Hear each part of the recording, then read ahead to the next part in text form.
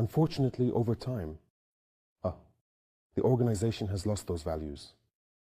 And today the situation is clear. I think that for more than a decade, the sister republics of Mali and Niger have been at war against terrorism. And in Burkina, it's been nearly a decade that we have been at war. This organization, which was supposed to create mutual aid and solidarity, we have never received any help from this organization. No soldiers, no logistics, no compassion. Mr. President, we feel like saying we understand that lately the relations have been particularly difficult, that with what has happened, the coup d'etat that have occurred in these different states you just mentioned, Mali, Niger, and Burkina, you might want to leave.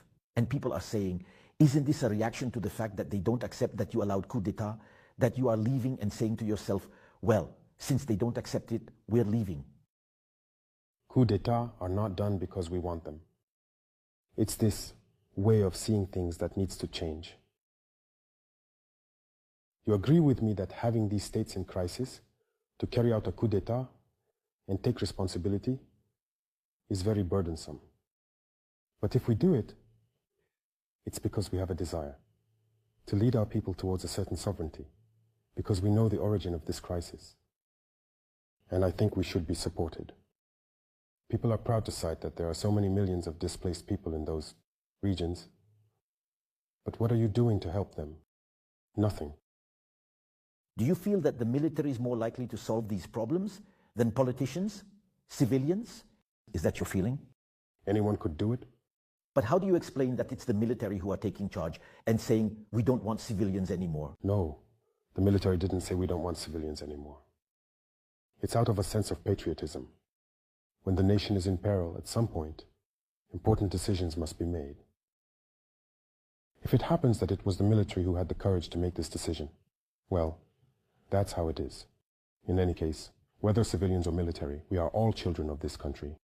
And anyone who is driven by this feeling of being able to liberate their country could do it. So, it's not a question of being military. Elsewhere, the military has succeeded. And here too, the military can indeed succeed. So, Mr. President, what do you say to the ECOWAS leaders who say they are leaving because we said we don't want coup leaders among us? There are many coup leaders among them. So it's not a question of coup leaders, it's just a facade. When you say coup leaders, do you mean civilian coup leaders? There are military coup leaders within ECOWAS who today claim to be Democrats. And there are civilians too. There are worse than coup leaders. There are those who kill, who silence their people in silence. ECOWAS turns a blind eye, a deaf ear. There are plenty of coup leaders within ECOWAS. So Mr. President says, okay, we are leaving ECOWAS with immediate effect. Burkina Faso, Niger, and Mali. We are leaving with immediate effect. Mr. President, this concerns a lot of people. What about the movement of people, your populations who are in an ECOWAS country, that you are leaving overnight?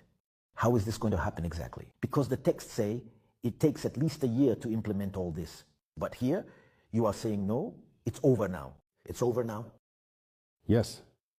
First you say the texts say, but they themselves have never respected their texts. It depends on who you are dealing with. That's what we have noticed. The sanctions imposed on Niger, they don't exist anywhere in the texts. So the first ones to violate these texts are these so-called Democrats. We are leaving, but we remain Pan-African. Anyone in Africa, an African who wants to come to Burkina, is welcome in their home, in principle. But in the opposite direction, it's going to be complicated. Someone who is within the AES, we will talk about the AES in a moment. Someone who is within the AES, we can tell them they can no longer go to Burkina, they can no longer go to Côte d'Ivoire, they can no longer go to Ghana. It becomes a bit more complicated for those who do their business there. We will see, and we will know what measures to take at an appropriate time. Is this departure from ECOWAS well thought out, Mr. President? Of course, very well thought out. It's not a whim. It's not out of anger. If it were out of anger, we would have done it a long time ago. I think we took the time to analyze the situation, to weigh many things, and finally, to decide. So, if it were a whim from the very first moments of certain sanctions, the people have been quite resilient, it must be said. They have suffered. So, during that time, we could have decided in anger. Now, we have taken the time to observe, to analyze the situation, and to convince ourselves of our strengths before deciding. And you took everyone by surprise. Another element in this, let's say, this new way of shaping West Africa, the AES, the Alliance of Sahel States. Mr. President, is the AES viable? On paper, it's very, very appealing, but is it viable? You know very well that it is more than viable. You know, for a long time, our people have been kept in a certain philosophy, always making us believe that we can't do anything without others. Today, our mission is to awaken consciousness. You are doing it very well, by the way. Yes. I appreciate it a lot. We need to awaken consciousness for the youth to realize what they have at home. An organization like this, you first need to realize its strengths, weigh its weaknesses, and after this analysis, you decide. The AES is very viable. Whether in terms of the economies, Mr. President, if I may, these are economies that are very integrated. You produce the same thing, you do exactly the same thing. Who will sell to whom? How is it going to trade? And what do we do about the fact that these are not countries with at least an opening to the sea? Numbers are one thing. The economy too. You know, we have been here for a very short time. But the economy has been, I would say, somewhat torn apart by past regimes. Otherwise, we should have very strong economies today. That's what I say when analyzing our strengths. We realize that we shouldn't be at this stage. We should be much further along. When you consider the AES in terms of population, in terms of area, we are doing very well. In terms of production, normally the AES states should not import anything regarding agricultural products, the food. Today we are aware of this and we are doing everything to ensure that we do not import anything regarding what we consume. In terms of wealth, whether natural, when I say natural wealth, there are underground resources, but there are also those on the surface. Everywhere, we hear that Africans are dying of hunger, thirst, and so on. Projects invented here and there, for example, to provide us with drinking water. The AES is a large reserve of underground and even surface water. In terms of mineral resources, we have nothing to envy from anyone. And in nature, when you take products like, I like to say, shea butter is a natural wealth. We did not plant it. It is God who gave it, but it is very rich. People take it and transform it, so we are aware of our potential. The AES has nothing to envy from anyone. For you, the AES can be self-sufficient, an integrated system that functions normally, perfectly. Mr. President, when we look at the approach that has just been undertaken by these three states, very concretely, we hear everywhere that there is a need for them to be working with others on a subject that is the most important today, or security.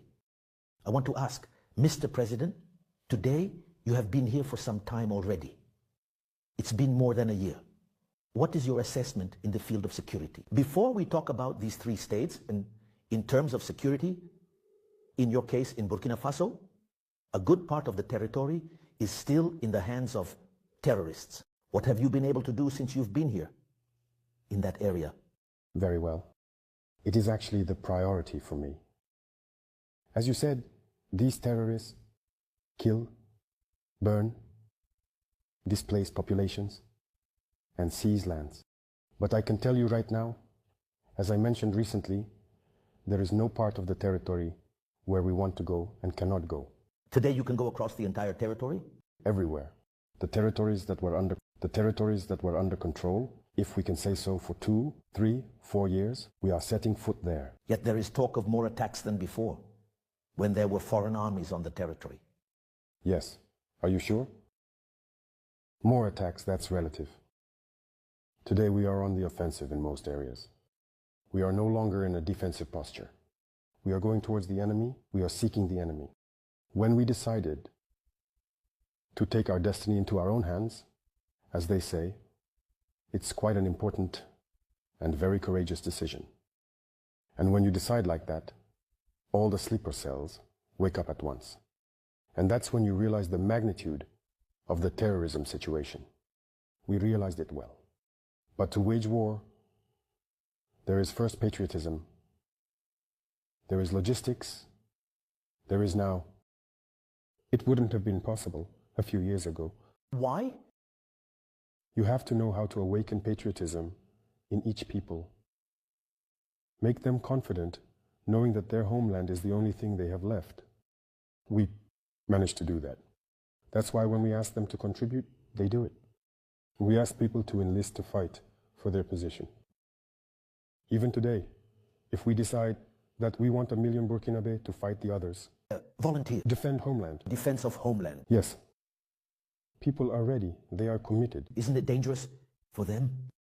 No, it's their homeland. It's their homeland. All over the world, people have fought for their homeland.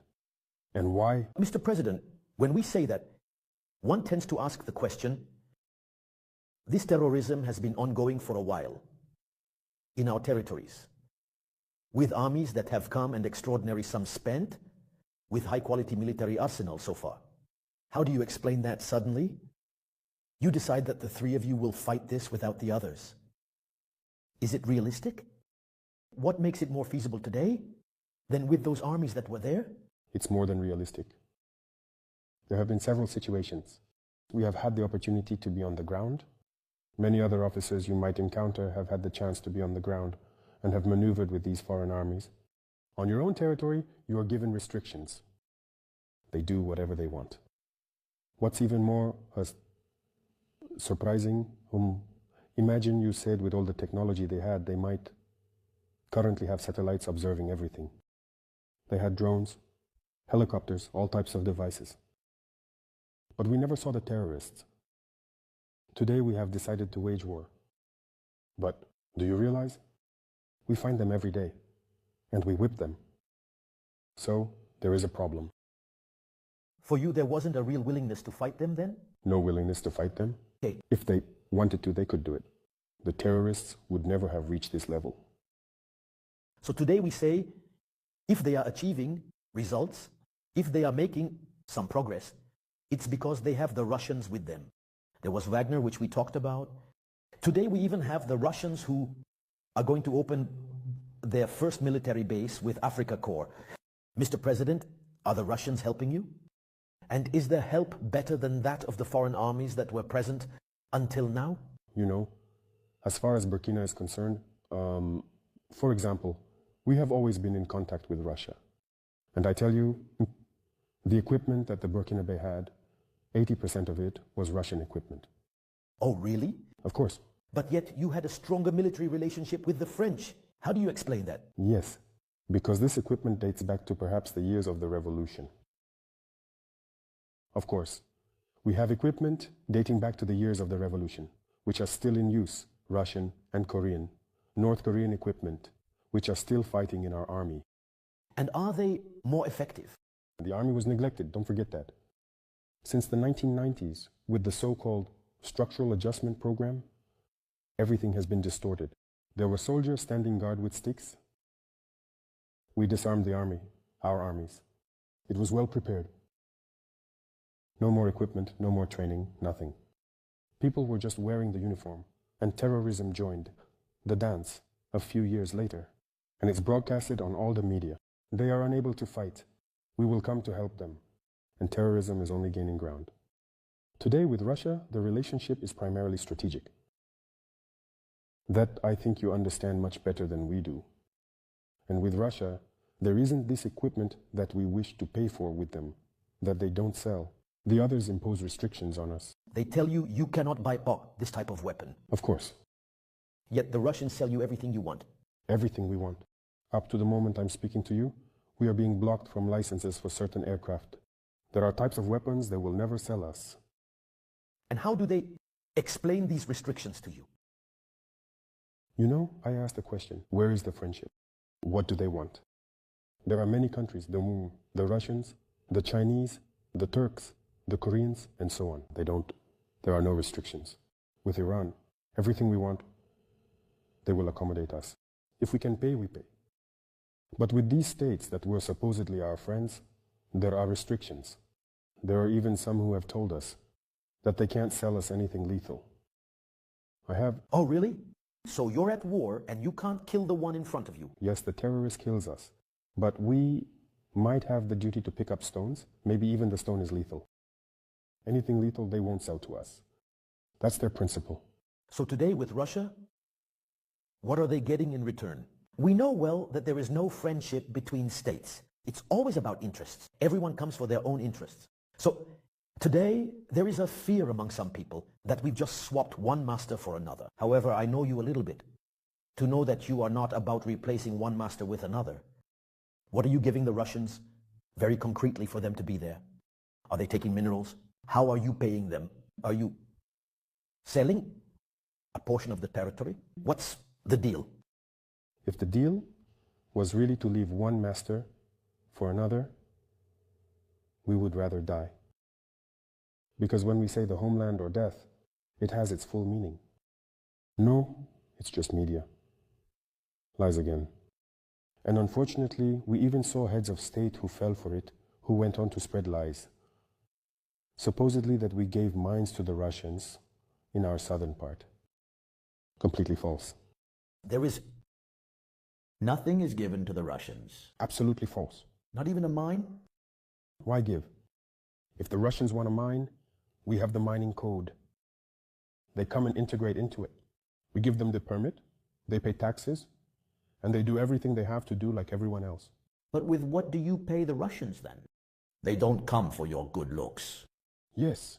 With what do we pay them? First of all, when did the Russians arrive? In Burkina, the last time instructors came was because they need to train the people military on the equipment. And it's the same with all countries, not just the Russians. When we sign a contract to acquire equipment, we sign the contract with the training included. There are plenty of Turks here. Why don't they talk about it? Who are specialized in drones, rather? We paid for drones with Turkey under an assistance contract. More than a year ago. The whole time we've been here, the Turks have been here. Why don't we talk about it? Why don't we talk about it? They are here, they support us. They have trained our teams, our crews in Turkey. They come here, they assist them, and they continue to train them in piloting, maintenance, and everything. We have the contract for a given period. When our men are well trained, they will leave. It's the Chinese, they are here. The equipment we buy from China, they are also here to train in the handling of that equipment. That's the reality. But are they on the ground or not, the Russians? On the ground to fight? No. There are no Russians on the ground to fight. These are things developed actually in people's minds. But if needed, they will come to the ground to fight. That I can assure you. If there is a need. You don't forbid yourself that? No. If there is a need. Except now they aren't on ground. No. For now, we are fighting alone. They support us in terms of training, on logistics, tactical training and everything. They support us in this area. So, I had asked the question before we digressed. On your current security record, because we have seen some movements of certain populations who are getting a bit impatient. And then, as you said, the people are very resilient, but at some point, enough is enough. So, what have you done so that the Burkinabe can say, no, President Traòre arrived and he solved this or that internal problem for us? As for that, we don't talk. I even told the Minister of Communication or others, I don't want us to talk too much about our reconquest. Let the villagers speak for themselves. There are several villages that have been resettled, schools that have opened in various areas. But often, saying that there is no progress, leads the villagers themselves to make videos, to tell people, that's false, you're lying. As for us, we left so many years ago, but we just arrived. We are safe. It was only recently that there have been some reports to truly confirm that people... Have the displaced people returned home? Who are even selling their market garden products today. That means they returned several months ago. They had time to cultivate, they did. Several schools have opened. Because you went on the offensive or because of the VDP? The offensive is with the VDP. Of course. You know, I was just talking about patriotism and logistics. It's the second aspect that was failing us. But listen, when you take, for example, the attack on Djibo last November, as soon as there was the attack, there was a response from the elements in Djibo and the aerial vectors. The next day, rapid intervention battalions moved towards Djibo with supplies and continued and marched on the Baraboulé base, the terrorist base of Baraboulé, where we hadn't been since 2019. It's from there that they prepare all the attacks, which are Baraboulé, Bou, up to the border at Petekoli. They marched on the terrorist bases. If there was no logistics, it would be impossible. We would sit down to plan the operation. It would already take a month, more than a month, to try to gather the logistics and the men. That's how it happened. And to gather the logistics, I'll share a secret with you. There were times during certain operations here when we borrowed weapons from neighboring countries, carried out the operation, cleaned up, and then returned them. Yes. But today, all of this gives us a very bad image. Today, as soon as there's an attack, the Rapid Intervention Battalion is told, you move, because they are fully equipped, ready for combat. We don't have a moment to lose. And immediately they take off and rush into combat. That's how it happens now. There are several battalions that are equipped and positioned all over the country. This is also the increase in power in terms of logistics and tactics.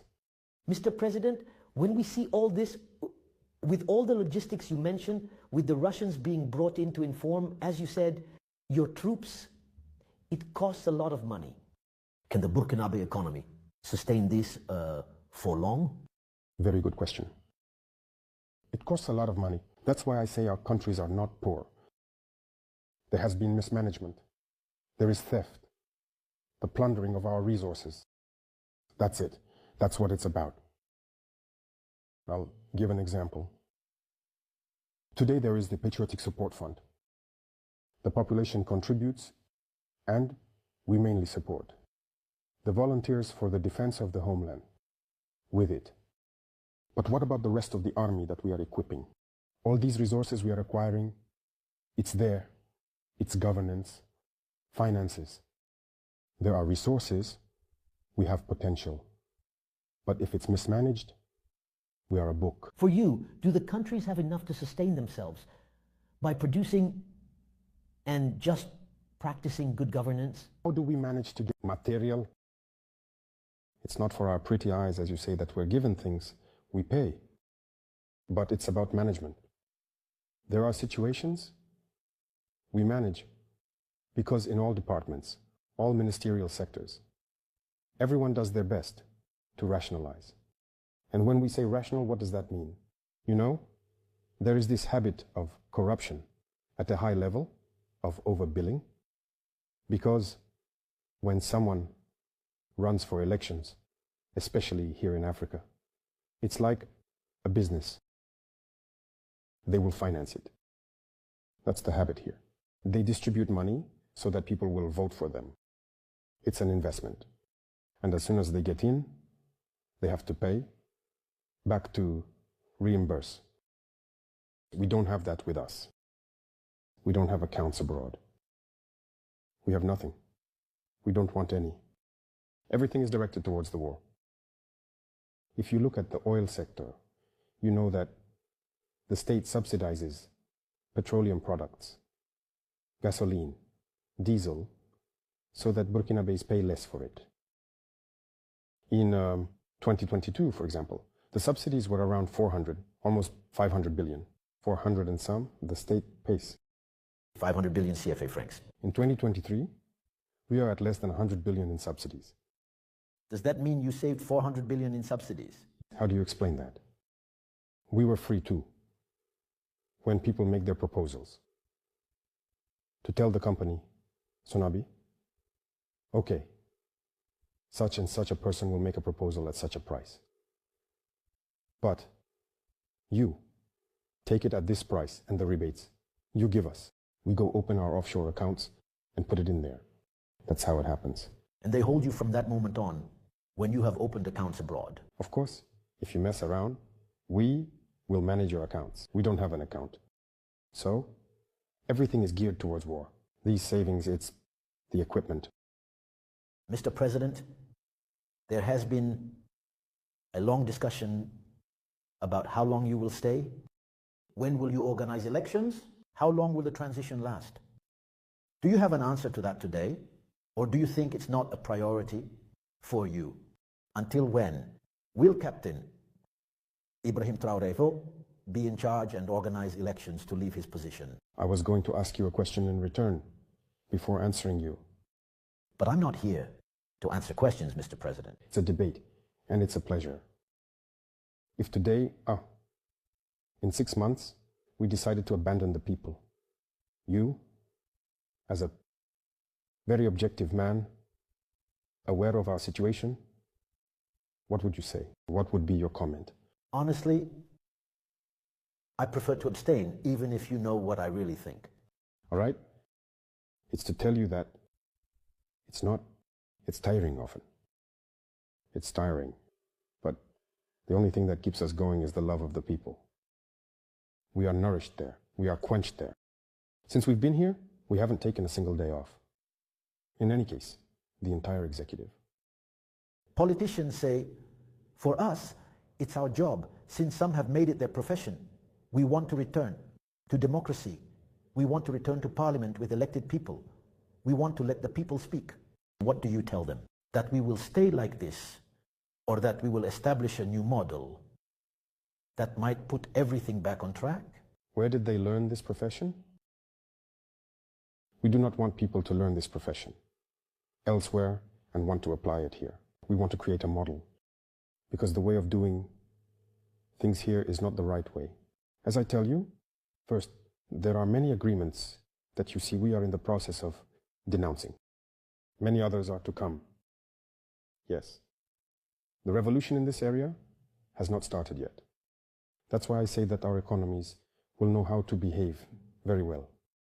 People sign agreements for their own interests. As I said, these are investments. Unfortunately, African heads of state, those who engage in this realm of political careers, have not always understood. I think that despite hearing many lessons from figures like Bokassa and others, they continue to plunder their country's resources, to invest them elsewhere. How can we give? I don't know how I will explain. It's inconceivable. But for you, Mr. President, today, is it not a question of discussing the organization of elections, the end of the transition? Yes. How are we going to organize the elections? At the precise moment. So everything needs to be reconsidered? No, except for the system that is in place. It needs to be reviewed. The elections concern all of Burkina Faso. Do you think they are ready today to go to Soleil, to go to Falanguntu to campaign? But they are Burkinabe. They must vote. To first make peace.